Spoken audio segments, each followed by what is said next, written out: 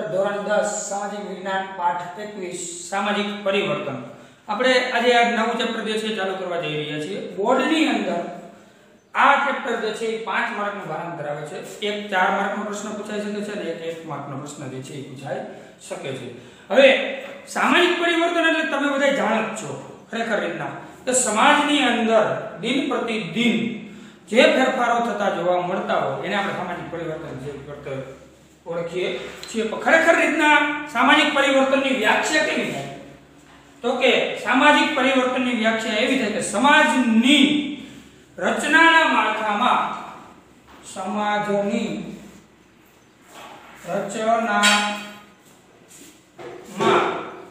રચનાના માળખામાં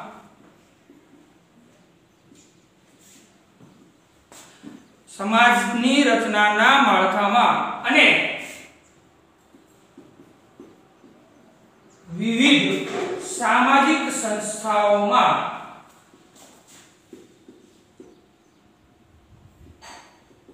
બદલાવ એટલે આપણે સામાજિક પરિવર્તન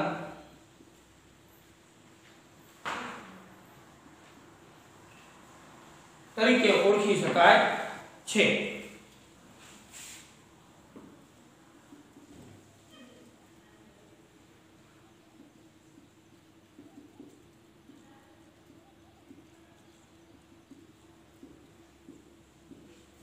હવે સમાજની અંદર જોઈએ તો આપણે દિન પ્રતિદિન જે છે એમાં થોડા ઘણા અંશે જે છે ફેરફારો થતા જોવા મળતા હોય છે આની અંદર ઘણી સંસ્થાઓ જે છે એ ભાગ પણ ભજવતી હોય છે કેવી રીતના પ્રસ્તાવનાની દ્રષ્ટિએ આપણે વાત કરીએ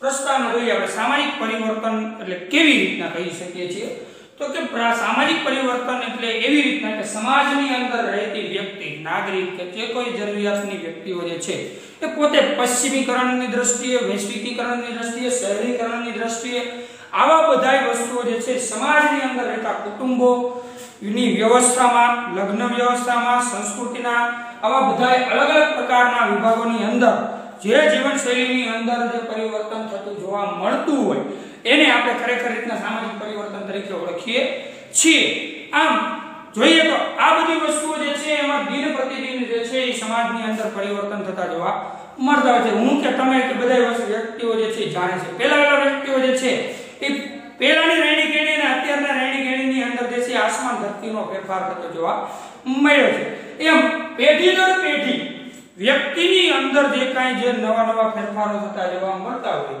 આ એક સામાજિક પરિવર્તનનો નિયમ છે ખરેખર વાત કરીએ તો આપણે સમાજની અંદર જે છે પરિવર્તન આવવું જરૂરી પણ છે કારણ કે પરિવર્તન આવે તો જ એમાં નવા જે છે સુધારાઓ જે છે મળતા હોય છે જેમ કે વાત કરીએ પરિવર્તનની અંદર જે છે ઘણી ભૌતિક સુવિધાઓ છે ભૌતિક સાધનો છે આધુનિક ઉપકરણો છે આવી બધી વસ્તુઓ જે છે શહેરી લેવલે જે છે એ જોવા મળતા હતા આ બધી વસ્તુઓનું પરિવર્તન જે છે થોડું જે છે ગામડાના અંશમાં પણ આવતું જોવા મળ્યું છે અને આપણે ગામડા સુધી આ બધી વસ્તુઓ જે છે આપણે સુધી પૂછવું છે અને આ બધી પશ્ચિમીકરણને હિસાબે અદ્યતન શૈલીઓની હિસાબે જે છે આ જીવન ધોરણની અંદર જે છે બધા સુધારિતા જોવા મળ્યા છે આવી રીતના આપણે સામાજિક પરિવર્તનની અંદર વાત કરી કે ભાઈ સમાજની અંદર જે કઈ રચના હોય રચનાના માળખાઓ જે છે માળખા મુજબ જે છે એમાં થોડા ઘણા અંશે જે છે ફેરફારો થતા જોવા મળતા હોય ઘણી બધી બાબતો ચીજ વસ્તુ હોય સાધનો હોય કોઈ પણ બાબતો હોય કે જીવન વ્યવહારની વ્યવસ્થા હોય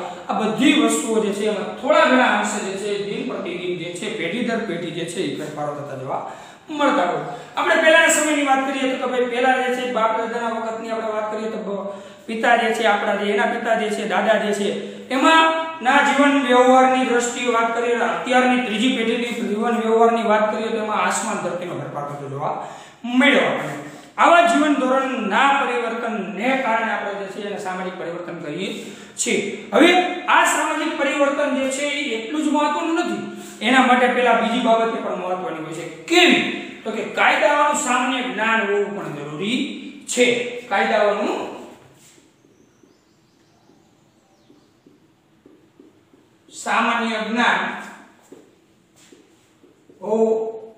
સામાન્ય જ્ઞાનની અને તેની જરૂરિયાતો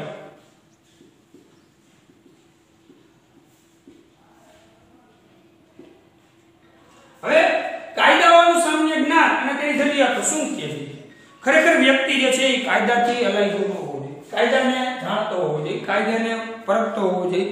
આપણા દેશની વાત કરીએ તો ખરેખર રીતના કાયદાનું સામાન્ય જ્ઞાન જે છે વ્યક્તિઓમાં ઓછું જોવા મળે છે. એનું મુખ્ય કારણ શું? તો કે સાક્ષરતાનું નીચું પ્રમાણ.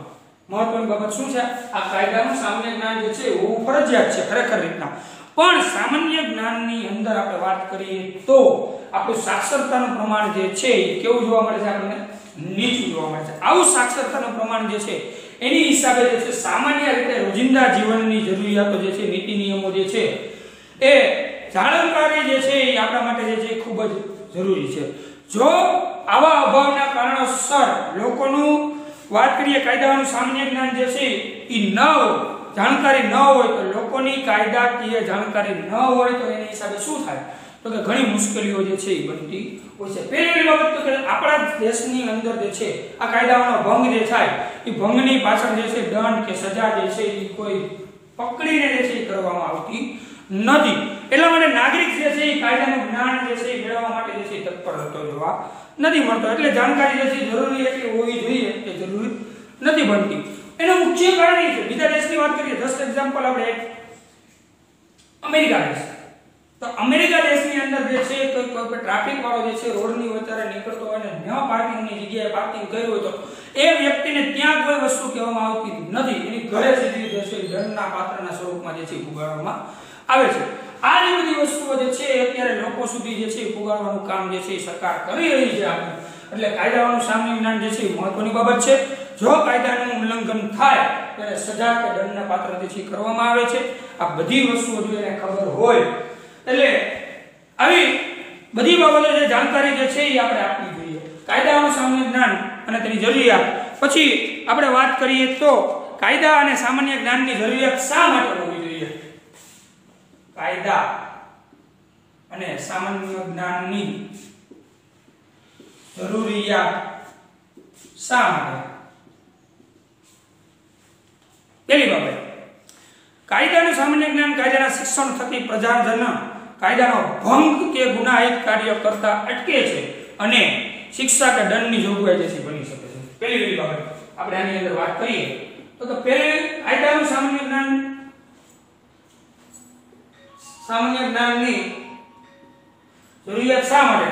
તો કે કાયદાના સામાન્ય જ્ઞાન અને કાયદાના શિક્ષણ થકી પ્રજાજન જે છે એ કાયદાનો ભંગ કરે તો એને સજા કે દંડને પાત્ર હોવું જોઈએ. તો જ આ વસ્તુ જે છે કાયદાનું જ્ઞાન જે છે એને ખબર પડે, બાકી ખબર પડે નહીં. અને તો જ કાયદાનો ભંગ થતો વ્યક્તિ જે છે અટકાવી શકાય. બીજી બાબત, શોષણ અને અન્યાય સામે લડવા માટે કાયદેસર પગલાં લેવા માટેનું માર્ગદર્શન પણ હોવું જોઈએ. કારણ કે આપણું ખૂબ શોષણ કરતું હોય. જસ્ટ એક્ઝામ્પલ આપણે વાત કરીએ કે 14 વર્ષથી નાની વયના બાળક જે છે એની પાસે કામ કરવામાં આવતું તો એક કાયદા વિરુદ્ધનું કૃત્ય છે, શોષણ કહેવાય છે. ત્યાર પછી જેટલું મહેનતાણું આપે છે મહેનતાણું કરતા જે એની કન્ડિશન મુજબ જે રાખવામાં આવ્યો એ કન્ડિશન કરતાં બીજી રીતના એને કામ કરાવવામાં આવતું હોય તો એ એક એનું શોષણનું સ્વરૂપ છે. આ બધી વસ્તુ જો શોષણ થતું હોય, શોષણના ભોગ બનતા હોય આ ન બને અને એને લડવા માટે જે છે એક કાયદાની પણ જરૂરિયાત છે. ત્રીજી બાબત, બંધારણીય હકો અને વ્યક્તિના હિતોના સંરક્ષણાર્થે અધિકારો પણ સાથે હોવા જોઈએ. ચોથી બાબત, સમાજ, રાજ્ય અને રાષ્ટ્ર તેની વફાદારી છે. જો સમાજની અંદર, રાજ્યની અંદર કે રાષ્ટ્ર, દેશની અંદર જો કાયદાનું જ્ઞાન હશે તો જ વ્યક્તિ જે છે પોતે એની અંદર એની સામે લડી શકશે અને એને પોતાની જરૂરિયાતો જે છે સંતોષી શકશે. પાંચમી બાબત, વ્યક્તિના સંરક્ષણ અને ઉત્કર્ષ અર્થે બનાવેલી વિવિધ કાયદાકીય જોગવાઈઓ જે છે માહિતસર હોવી જોઈએ. કારણ કે કાયદાઓ જે બનાવવામાં આવ્યા છે, બંધારણીય જોગવાઈઓ જે છે એનું પોતાના રક્ષણ માટે જે છે એને પોતે જે છે આ બધા કાયદાઓનો નિયમો પાલન જે છે એ બધી વસ્તુઓ એને ખબર હોવી જોઈએ. જો ન હોય તો નાગરિક પોતે જે છે એ પોતે પોતાનો જે છે બચાવ જે છે કરી શકતો નથી. એટલે માટે એની માહિતગાર પણ હોવો જોઈએ. છઠ્ઠી બાબત, સમાજના જવાબદાર નાગરિક તરીકે હકો, અધિકારો ન રહે તેમજ સામાન્ય નાગરિક તરીકેની ફરજો અદા કરી શકે તે માટે પણ જે છે એ કાયદાઓના સામાન્ય જ્ઞાનની જરૂરિયાત જે છે જરૂરી છે. કારણ કે દરેક વ્યક્તિ જે છે સમાજને જવાબદાર નાગરિક તરીકે જે છે ફરજ બજાવતો હોય છે. એના પોતાના હક રહેલા હોય છે, એમના પોતાના અધિકારો જે છે રહેલા હોય છે. જો આ બધી વસ્તુઓ એની સામે ન હોય તો એ વ્યક્તિ જે છે કાયદાનું ઉલ્લંઘન કરતો જે છે એ જતો જોવા મળે. કારણ કે કાયદાના નિયમો એના પ્રવર્તકો જે છે એને સુધી હોવા જોઈએ. 7મી બાબત, કાયદાના જ્ઞાન અને સમજથી પ્રત્યેક વ્યક્તિ સમાજમાં પ્રતિષ્ઠા અને ગૌરવભર્યું જીવન જીવી શકે છે અને કાયદાનું સામાન્ય જ્ઞાન જાણકારી અત્યંત જરૂરી છે. 7મું, અહમ અને પોતે વ્યક્તિ જે છે જીવન વ્યવહારની અંદર પોતે જીવન જીવવા માટે પોતાની જીવનશૈલીની અંદર આ બધી વસ્તુઓ જે છે એ કાયદાનું જ્ઞાન જે છે એ પાસે હોય તો જ પ્રતિષ્ઠિત નાગરિક તરીકે પોતે પોતાની ફરજ જે છે બજાવી શકે છે અને જીવી શકે છે. એટલે આ વ્યક્તિઓ માટે જે છે કાયદાના સામાન્ય જ્ઞાનની જરૂરિયાત છે એ આ બધી બાબતો માટે છે. 7 મુદ્દાઓ ઉપરથી આપણે કાયદાની જરૂરિયાત શા માટે છે આપણા માટે જાણકારી. જો આપણી પાસે જ્ઞાનની જાણકારી ન હોય તો આપણે કોઈ વ્યક્તિઓની સામે જે છે આપણે રક્ષણ માટે જે છે લડી શકીએ નહીં. હવે ત્યાર પછીનો નવો મુદ્દો આવે છે નાગરિકોના અધિકારો. એવું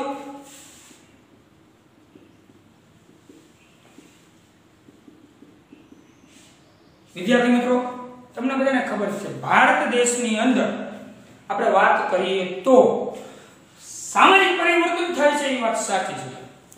આપણો દેશ છે લોકશાહી દેશ છે.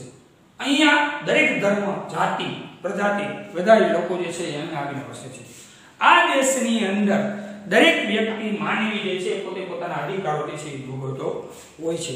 અને દરેક વ્યક્તિને પોતાના અધિકારો જે છે એ હોય છે.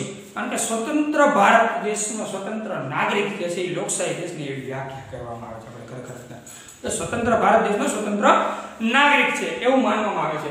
પણ નાગરિકોના અમુક અધિકારો જે છે એની સામે પ્રબળ જે છે એ જોતા જોવા મળતા હોય છે. કેવી રીતે? માનવ અધિકારો જે છે નાગરિકતાનું અનિવાર્ય લક્ષણ છે. પહેલી બાબત, જો માણસ પોતાના હક્કો અને અધિકારો જો પોતે જમાવવા માટે જો કરતું હોય તો એના માટેના જે છે સંયુક્ત રાષ્ટ્ર, જેને આપણે વાત કરીએ કેવું સંયુક્ત રાષ્ટ્ર, જેને આપણે કૌંસમાં UN કહીએ છીએ, આ UN જે છે એના દ્વારા માનવ હકોના ઘોષણાપત્રની અંદર એને શું દર્શાવ્યું છે તો કે charter of rights, charter of rights એને એ ઘોષણાપત્રની અંદર જે છે સમજાવવામાં આવ્યું છે. આ રીતના આપણે દરેક જાતના ભેદભાવો વિના દરેક વ્યક્તિ જે છે પોતાના અધિકારો જે છે ભોગવતો હોય છે. કારણ કે આપણે અહીંયા વિવિધ ધર્મની જ્ઞાતિના લોકો રહે છે એટલે થોડીક તો ભેદભાવના પ્રમાણ જે છે જોવા મળતા, પણ આવા ભેદભાવને સાથે રહીને પણ ભારત દેશની અંદર જે છે લોકો જે છે એ પોતાના પ્રયત્નો જે છે સુગમતાથી અને પોતે જે છે પોતાના નાગરિકોના અધિકારો જે છે સરળતાથી જે છે પ્રાપ્ત કરી શકે. અને એને જણાવવામાં આવ્યું છે કે નાગરિકોને કોઈ પણ જાતના ભેદભાવ વિના મૂળભૂત 6 અધિકારો આપવામાં આવેલા છે. કેટલા આપવામાં આવેલા? 6 અધિકારો. કેટલા? 6. પહેલું છે સમાનતાનો અધિકાર.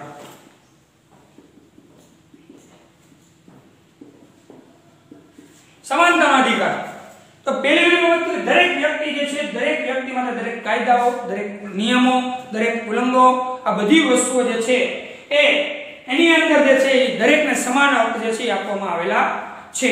આ સમાન હકની અંદર દરેક વ્યક્તિ જે છે પોતાનું જીવન જે છે જીવતો જોવા મળતો હોય છે. ત્યાર પછીનો બીજો મુદ્દો એની મૂળભૂત ફરજ કે સ્વતંત્રતા. કેવો? સ્વતંત્રતાનો અધિકાર.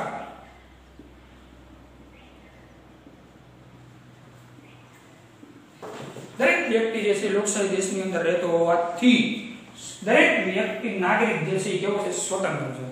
પોતાના નિયમો, પોતાના વ્યવહારો, પોતાના જીવનશૈલી, પોતાની બધી આગવી શૈલીઓ બધી જે છે સ્વતંત્રતાથી જીવી શકે છે. પણ કેને? તો કે કાયદાના રૂએ રહીને, કાયદાનું જો ઉલ્લંઘન ન થાય એવા કાર્યો માટે.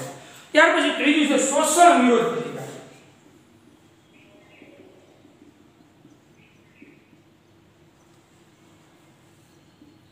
આપણે ધોરણ 9 ની અંદર જે છે આની અંદર ડિટેલથી વાત કરી ગયા છીએ, પણ આજે આપણે ખાલી ઉપરછલ્લી જે છે આની માહિતી જે છે આપણે મેળવી છે. શોષણ વિરોધી અધિકાર એટલે શું?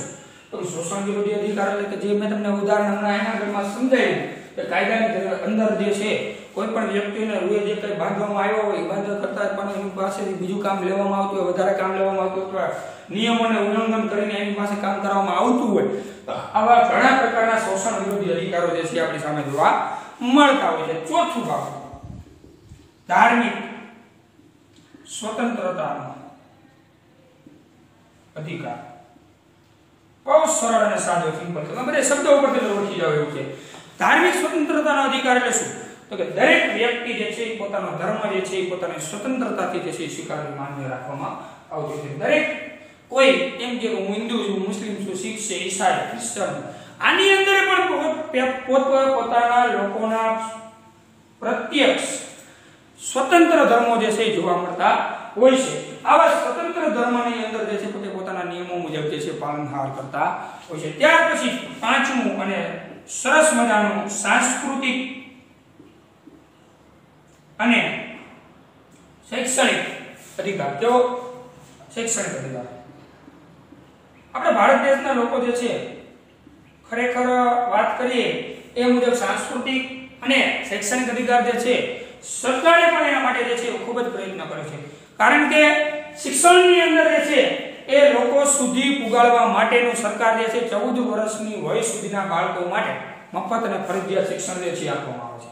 અને એમના માટે ટોટલી વસ્તુઓ જે છે ગવર્નમેન્ટ થ્રુ જે છે પાઠ્ય પુસ્તક, ડ્રેસ, ચોપડા, બધી વસ્તુઓ જે છે એમની જરૂરિયાતની જીવન જરૂરિયાતની શિક્ષણની અંદર લાગતા વસ્તુઓ જે છે બધી વસ્તુઓ આપવામાં આવે છે. ત્યાર પછી સાંસ્કૃતિક વિકાસ જે છે થતો જોવા પણ મળતો છે. આ બધા અધિકારો જે છે આપણે ધોરણ 9 ની અંદર સમજી ગયા છીએ. તે છતાં પણ અત્યારે હું ખાલી બાહ્ય જે છે માહિતી આપું છું. છઠ્ઠું અને છેલ્લું આપણું બંધારણીય ઇલાજોનો અધિકાર.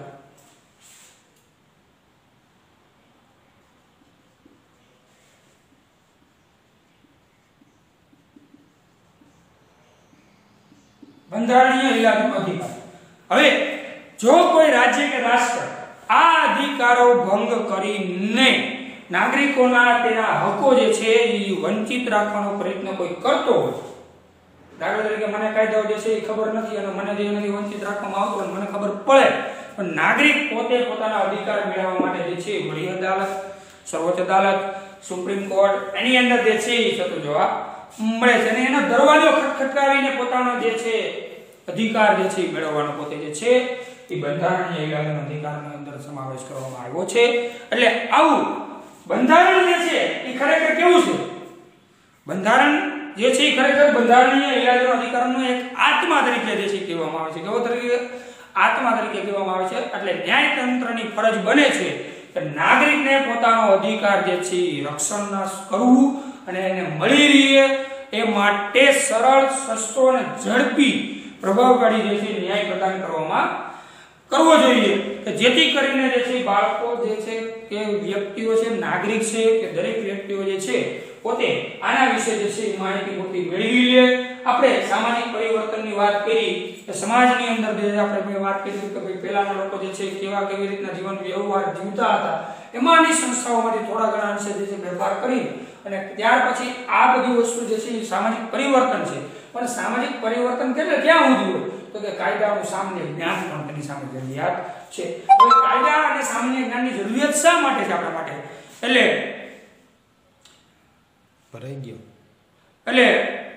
આપણે હવે નેક્સ્ટ લેક્ચરની અંદર જે છે બાળકોના અધિકારો વિશે સમજશું. મોબાઈલ ફૂલ થઈ જાય 17 મિનિટ તો આવ્યું છે.